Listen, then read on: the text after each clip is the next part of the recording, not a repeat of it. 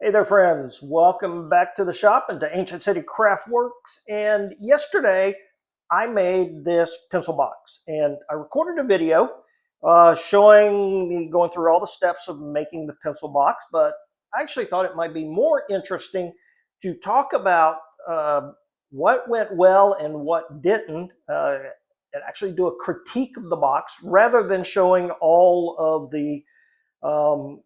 all the gory details. So hopefully this is something that you find interesting as well, and I guess we will let the views be the judge of that. So let's take a look at the box. A couple things went well, and a lot of things did not go so well. This was my first attempt at doing panel grooving using hand tools. Panel grooving is exercise 65 out of the teacher's handbook of Sloyd. And it is, let me get to that page there. It is the process of producing a rectangular depression in an object into which a flat piece of wood is to be slotted. All right, when can you use panel grooving? Panel grooving is often used for doors and cabinets when you're doing raised panels. It's used for putting the bottom of boxes or the lid of a box. But today, or in this project, we actually used it to make a sliding lid. Okay. Panel grooving is really a combination of grooving and rabbeting, which we have talked about before. So that's why I think we really don't need to show you that again, because you've already seen that in my videos, and there's lots of other videos online. So let's talk about this box and what went well and what didn't. So the first thing that I wanted to do was make sure that the lid of the box was as flush as possible with these edges. And I got really close there. So I feel good about that. And we accomplished that by making sure that the bottom edge of this groove lined up with the bottom of the lid. So we actually held the lid. I held the lid on there, marked it, and that was the bottom edge of the groove. Okay, so that part went well. Okay, what hasn't gone so well is if you look at this seam here, it's actually pretty consistent all the way across, which is what we want. But this seam down here is narrow at this end and wider at this end, which tells me the box has an issue with square. Okay. We flip it over to the bottom and it becomes a little bit more obvious that it's narrow down here and wider. Now, initially, I would say that the root cause of that would be this panel is out of square, but I spent a lot of time making sure that the panel itself was square. And so I'm actually confident about that. What I am not confident about is the quality of the groove that this panel is sitting in.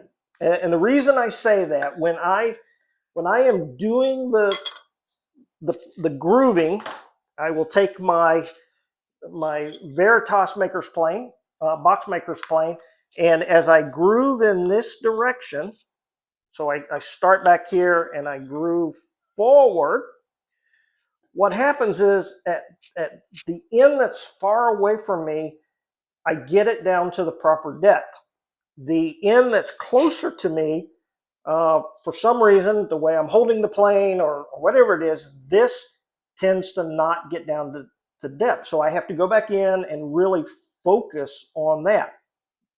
And when we look at the box itself, this edge here that lined up properly, I'm sure I got the depth correct. But on this one that's not lined up, that tells me that this end would have had the proper depth. That end does not. And that makes perfect sense because I would have planed it in this direction.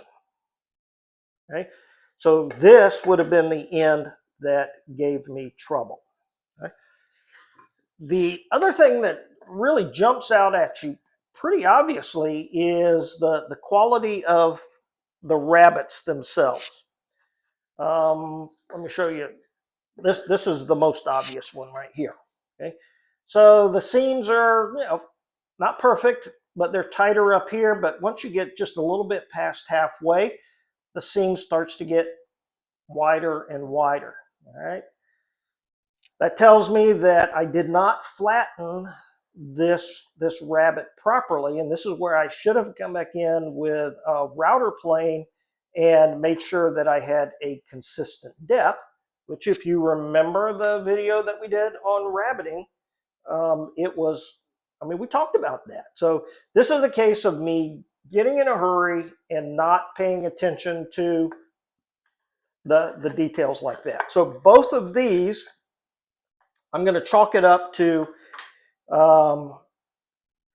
just going too fast and not enjoying the project and really focusing more on getting the project out there rather than the process. So the rabbets need improvement. The grooves need improvement, need to slow down and take that easy. You know, so this problem has now manifested itself several ways because I've got a gap here. Okay, this side piece is sitting proud. Okay, I've got a gap here. So everything really points to the fact that this piece of wood cannot sit properly into the groove. All right, so we got some pretty obvious manufacturing flaws in here, some errors made with making, but this is why we practice, and this is why we use scrap wood, so that when we switch over to the expensive wood, we're going to have a little bit better handle on this. So obvious manufacturing, obvious maker issues related there. So let's talk a little bit about design. Okay, because I was using scrap wood, and because this is intended to be a pencil box, the sides, I was limited in the length on the sides due to the scrap wood. It actually measures 6.5 inches from the inside edge to inside edge. It's going to be a pencil box. It needs to be a minimum of 7.5 inches. 8 inches would be better. So we got to make this a little bit longer. But if you look at this end is almost perfectly square. Not completely square, but almost. It's actually 2.5 inches tall and 2 5/8 inches wide. It is too close to a square to have a visual appeal. Need to make this a little bit wider. Okay?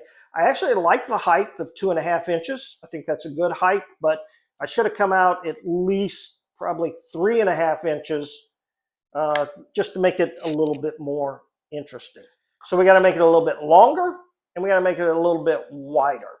Okay? The single biggest issue I have, though, is this front. Okay? So you can see what I did is I took this piece right here. I did my rabbet on here, and I just cut it off so that this piece would slide straight out. This makes the piece look unfinished. And in fact, I think it is the most glaring problem with the piece. Right? The maker mistakes are bad enough, but this issue right here just really bothers me a lot. So as we make the next one, what I think I'm going to do, and I would love to know your thoughts and comments on this, but what I think I'm going to do is finish this piece out right here. So I would actually cut my groove in the top, just like you see here.